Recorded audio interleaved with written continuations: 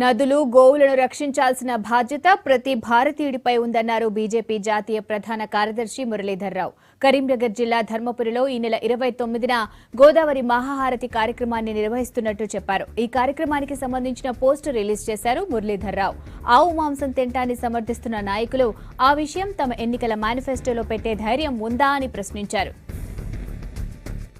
సమస్యలు ఏవైతున్నాయో ఇవి మనందరం కూడా ఇదేదో ఒక పొలిటికల్ పార్టీ లేకపోతే మురళీధర్ రావు జనరల్ సెక్రటరీ లేకపోతే భారతీయ సంస్కృతిని విశ్వసిస్తున్నది కేవలం భారతీయ జనతా పార్టీ.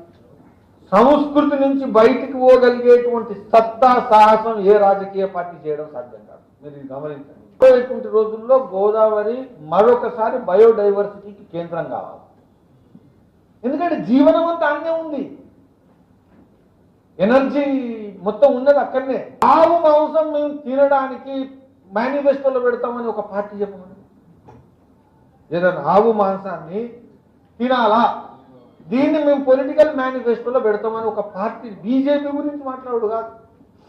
ఆవు మాంసం తినడానికి మేము సమర్పిస్తాము, మా పార్టీ తరఫున ప్రభుత్వ విధానాన్ని మేము తీసుకొస్తాము అని ఒక పార్టీ మాట్లాడమనండి.